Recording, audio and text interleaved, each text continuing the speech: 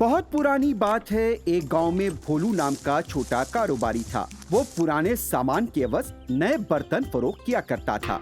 इस कारोबार से जो फायदा होता उसमें वो बहुत खुश था।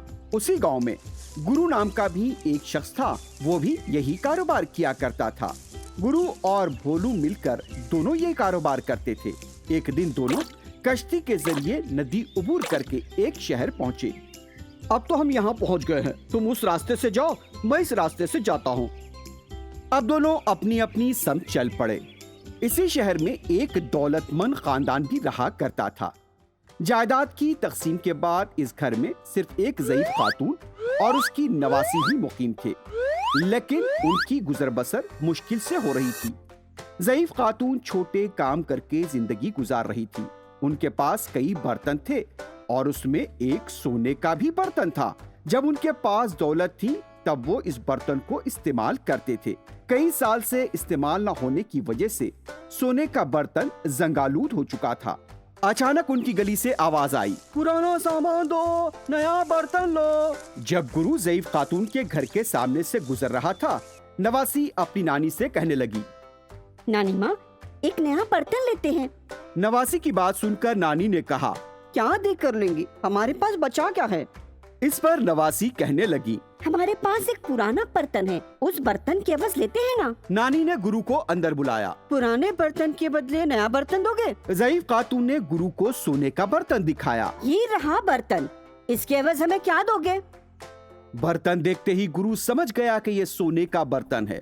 उसने बर्तन को अच्छी तरह देखा और एक चमचे से भी उसे घसकर देखा।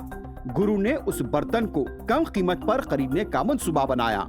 अरे ये बर्तन तो नाकारा है, क्या मिलेगा आपको इससे? ये कहकर उसने बर्तन को फेंक दिया और वहाँ से निकल गया। भोलू और गुरु के दरमियान जो माहिदा हुआ था उसके तहत दूसरा उस गली में उस वक्त तक दाखिल नहीं हो सकता जब तक दूसरा वहाँ से न चला गया हो।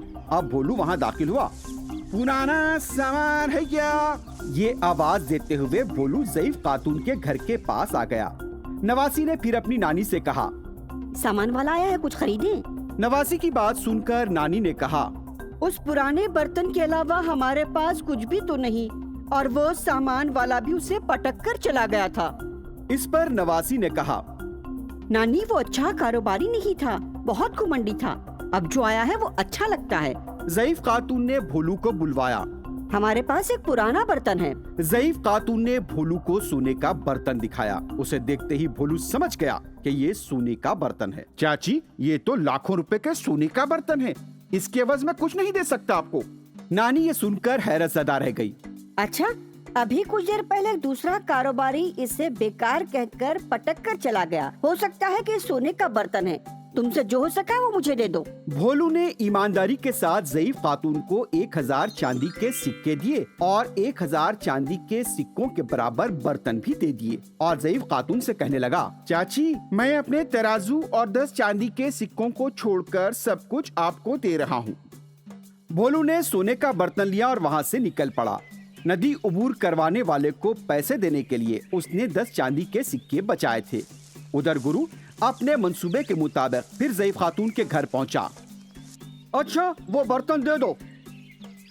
गुरु को देखकर ज़ईफ खातून पहले तो भड़क गई और उसे गुस्से के साथ कहने लगी, तुम आदमी हो या पायजामा?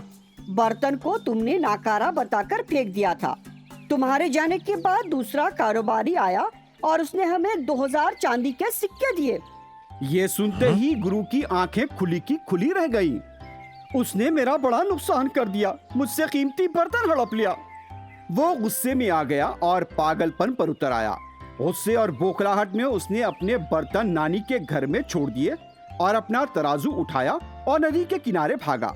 वहाँ उसने देखा कि भोलू कश्ती में बैठकर जा रहा है। कश्ती वापस लाओ, वापस लाओ। लेकिन भोलू ने कश्ती वाले को वापस जाने से मना कर दिया। सोने के बर्तन के साथ आराम के साथ नदी उबूर करने वाले भोलू को देखकर गुरु वहीं बेहोश होकर गिर पड़ा। इसलिए लालच बुरी बला है।